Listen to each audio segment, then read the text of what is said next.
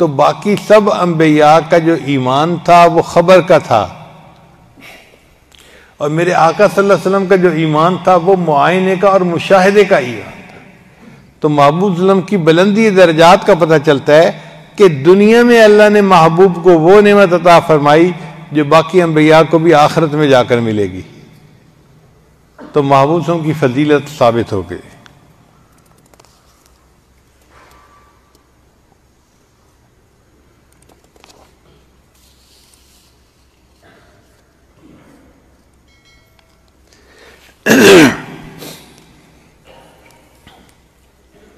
اب سوال پیدا ہوتا ہے کہ انبیاء کی امامت نبی علیہ الصلوۃ والسلام نے معراج پر جانے سے پہلے فرمائی، آ کے فرماتے تو اور اچھا ہوتا۔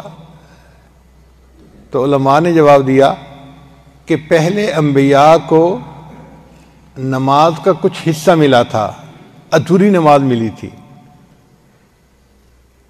قیام ملا تھا، رکوع ملا تھا، اور سجدہ نبی علیہ السلام کو ملا۔ اور پھر اس میں جو تکمیل ہوئی نا وہ عرش پہ جا کے ہوئی کہ اتحیات کا مضمون جو بنا، میں نے ابھی آپ کے سامنے جو کھولا۔ تو اگر نبی علیہ السلام آ کر پڑھاتے تو جو نماز نبی علیہ الصلوۃ والسلام کو ملی وہی کامل نماز باقی انبیاء کو بھی مل جاتی، پھر فضیلت کہاں رہ جاتی؟ اللہ اپنے محبوب صلی اللہ علیہ وسلم کو فضیلت دینا چاہتے تھے،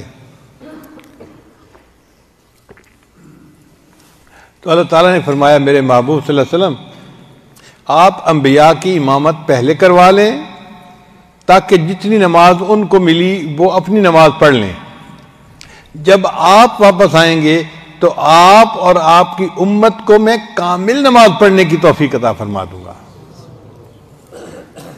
فرشتے بھی نماز پڑھتے ہیں مگر ان کی نماز بھی ادھوری۔ نبی صاحب نے فرمایا کچھ فرشتے قیام کی حالت میں ہیں، ساری زندگی قیام میں رہیں گے، کچھ رکوع میں ہیں، ساری زندگی رکوع میں رہیں گے، کچھ سجدے میں، ساری زندگی سجدے میں رہیں گے، کچھ اتحیات میں ہیں، ساری زندگی اتحیات میں رہیں گے۔ تو فرشتے بھی نماز کا ایک ایک رکن ادا کرتے ہیں۔ اللہ کی شان دیکھیے، اللہ نے اپنے محبوب کی امت پر کتنا احسان فرمایا، اللہ نے سب ارکان کا مجموعہ انسان کو عطا فرما دیا، ہم قیام سے لے کے اتحیات تک کے سارے ارکان ادا کرتے ہیں۔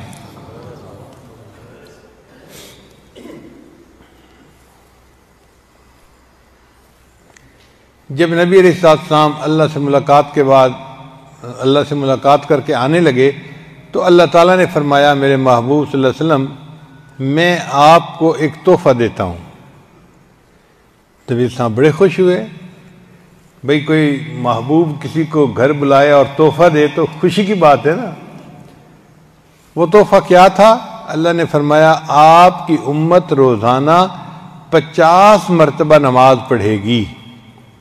تو نبی علیہ السلام بڑے خوش ہو گئے، اے اللہ کے حبیب صلی اللہ علیہ وسلم میری امت 50 نمازیں پڑھے گی، میں ان کو پیغام پہنچا دوں گا۔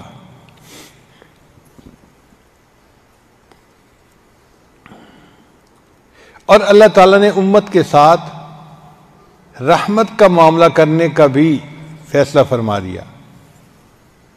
شاعر کہتا ہے جو یاد مصطفیٰ سے دل کو بہلایا نہیں کرتے، حقیقت میں وہ لطف زندگی پایا نہیں کرتے۔ جو یاد مصطفیٰ سے دل کو بہلایا نہیں کرتے، حقیقت میں وہ لطف زندگی پایا نہیں کرتے۔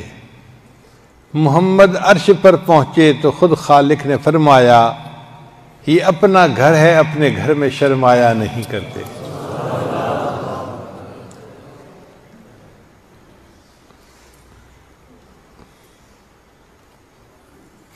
گناہگاروں کو ہم بخشیں گے تم سے وعدہ کرتے ہیں، گناہگاروں کو ہم بخشیں گے تم سے وعدہ کرتے ہیں، محمد ہم کبھی جھوٹی قسم کھایا نہیں کرتے۔ اللہ نے فرمایا میرے محبوب صلی اللہ علیہ وسلم ہم کبھی جھوٹی قسم نہیں کھاتے، اور میں قسم اٹھا کر کہتا ہوں کہ آپ کے امت کے گناہگاروں کی میں بخشش کر دوں گا۔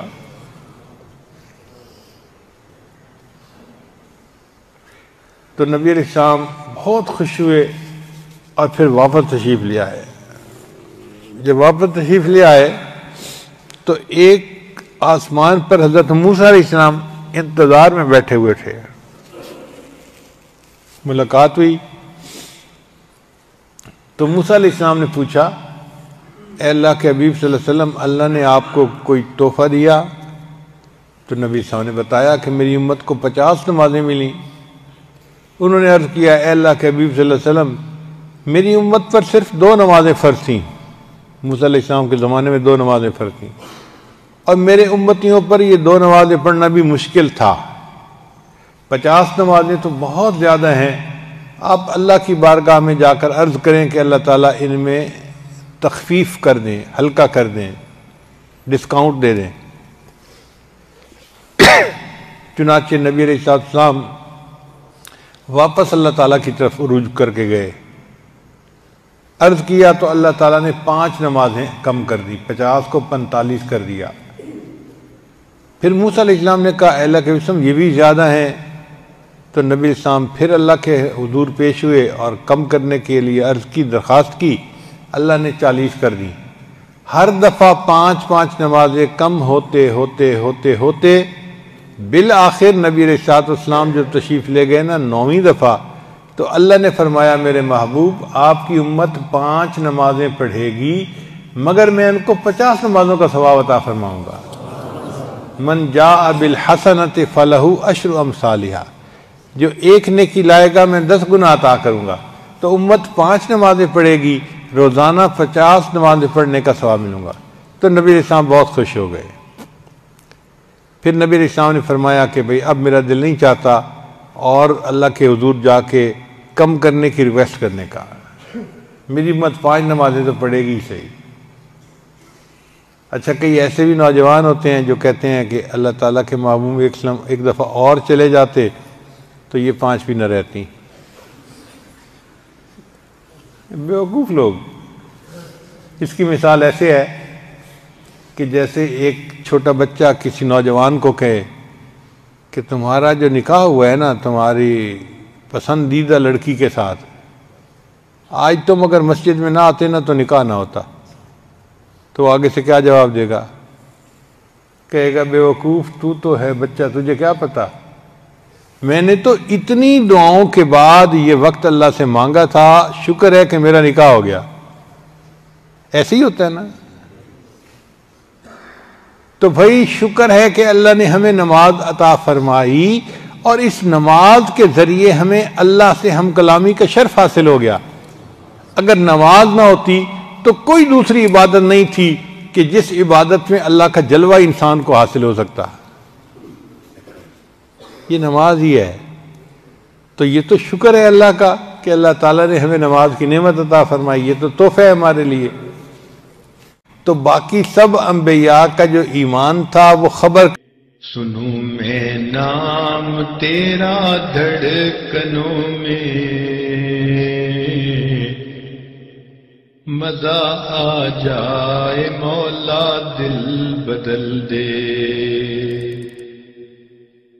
ہوا حرص والا دل بدل دے۔